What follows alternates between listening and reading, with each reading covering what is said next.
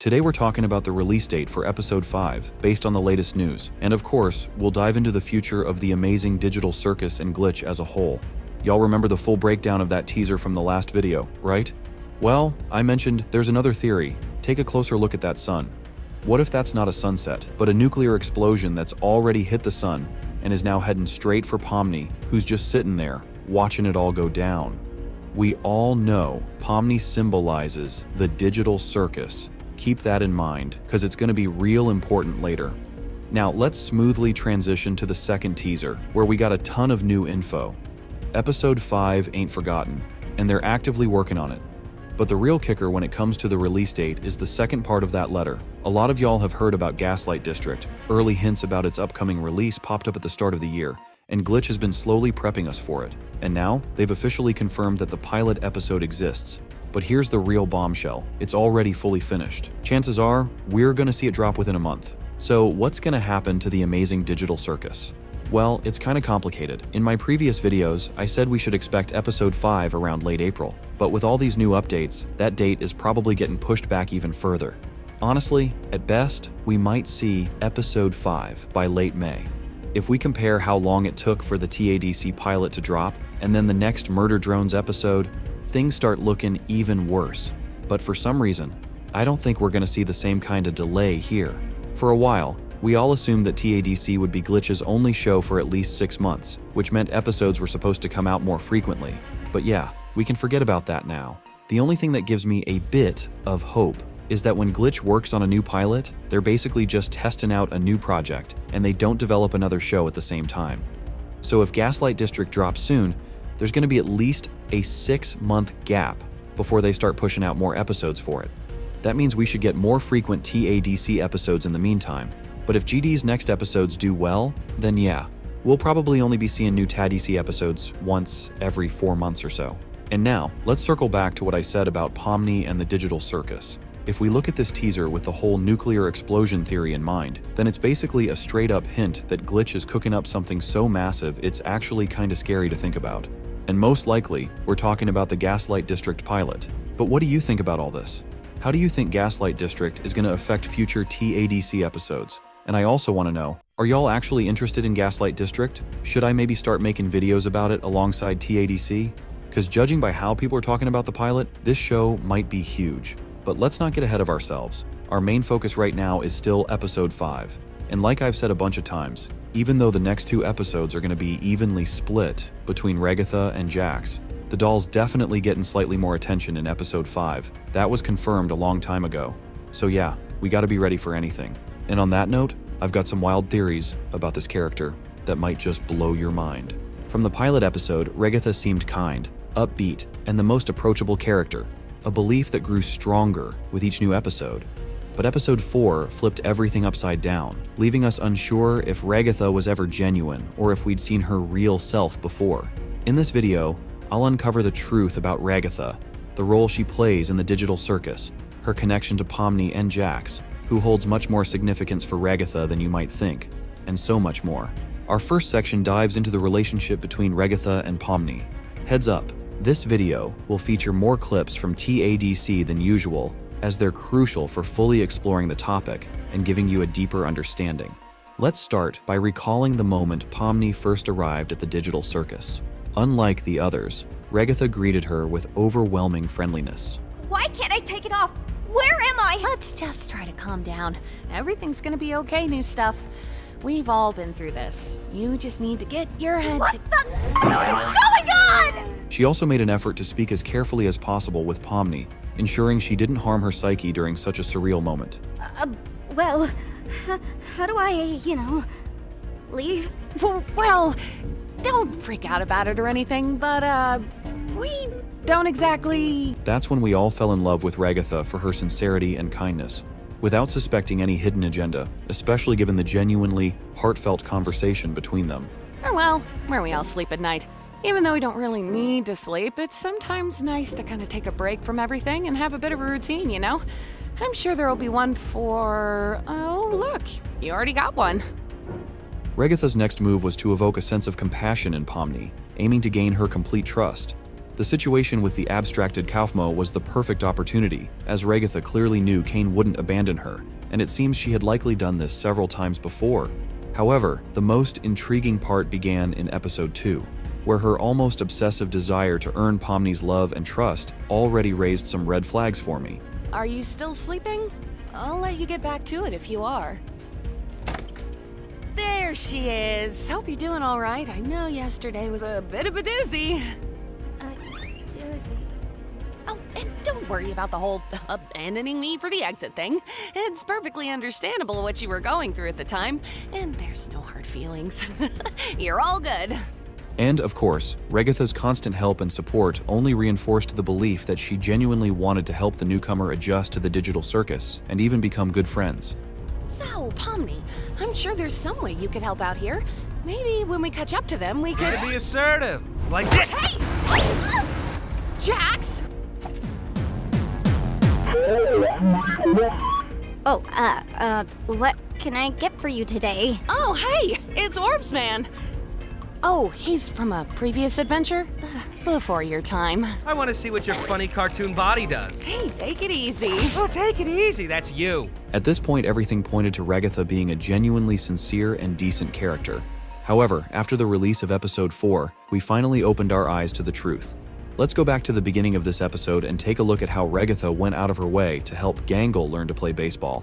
It even seemed sweet, right up until we heard that conversation between Pomni and Gangle. Do you have anybody to talk to? Like, in regards to your issues? I'm sure Ragatha would like to help you out. Oh, Ragatha. I love her, but after a while it gets kinda hard to tell how genuine she's actually being. After that, my world turned upside down, and I started wondering, why did Gangle say that? What makes Gangle distrust Ragatha? Most likely, Gangle knows much more about her than Pomni does. With these thoughts in mind, I began digging, searching for anything that could point to Ragatha's deceit. Of course, chills ran down my spine the moment I recalled the scene from the beginning of episode 2. Remember, back in May 2024, this scene caused quite a stir, but many dismissed it as nothing more than a nightmare sequence. But why did we see Ragatha, Jax, and Kane as a trio seemingly delighted by Pomni's demise? It was obvious why Jax and Kane were there, but why Ragatha? And now we're diving into the more intriguing part, Ragatha and Jax. Right after episode 3, I noticed an interesting detail. You know how men are. Always having the silliest priorities. Don't I know it? Back in October, I noticed this and even planned to make a video about their relationship, but decided to wait for a better moment. Pay attention to Ragatha's expression when she said those words. It was as if she had been his wife for 20 years, speaking with genuine kindness about how her man can also be cocky. If you rewatch all the episodes and focus on their interactions, you'll notice that they get along perfectly, if that's even the right word. This dynamic was already evident in the pilot episode. Do you think pairing them up together is a good idea? Of course I do. They're the two most mentally stable and— Notice how almost everyone else has grown used to Jax's antics. They just don't care anymore. But Ragatha? She always reacts with a special kind of enthusiasm, almost as if she feels his actions affect her personally. help us out in return. Hey, when did you— Shut up, Licorice Hair. You just— What, Jax? What? I thought we were supposed to capture all the ghosts.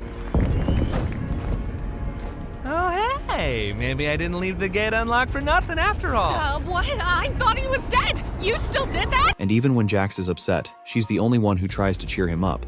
I'm so unbelievably disappointed right now. Well, maybe there will be blood, death, and violence in the next adventure. Ha ha ha ha, how wholesome. It all feels odd, considering how Jax treats everyone else and how Ragatha seems to stand for everything good and against everything bad. But when it comes to Jax, her emotions suddenly go into overdrive, hitting X100 compared to her usual behavior. And Jax himself? He's no better. We're used to seeing him mock others, but with Ragatha, it's different. Almost like he does it with a sense of marital affection. Oh no! It looks like I've taken Ragatha and dropped her in the deep fryer. Oh, no. We can't have anything like that going on around here. Hey, Gangle, you should ram into him. What? You should not ram them. Pomni's still on board. Do it, it'll be epic. Why are there so many knives? Can you move? Yo, Jax. hate you, but I don't want you to hate me. Is that weird? You're drunk or something. Oh yeah. I haven't shown all the supporting scenes yet to avoid dragging the video out, but it's already clear enough that there's something more between these two than just being neighbors in the digital circus. I'm almost 1,000,000% sure that they're in a romantic relationship. And considering what kind of character Jax is, Ragatha is probably no better, especially after episode 4 revealed her true nature. Why are you even the boss anyway? I feel like I'm way more responsible than you. Well, if you underperform now, you might end up hurt later. Hurt nothing. I'm hurt enough. Packages landing on my head, tea parties, dancing lessons. You know, a team works much better when we're all giving it 110% instead of, 5. No offense, but you're kind of annoying when you have your happy mask. Wait, is that mean to say?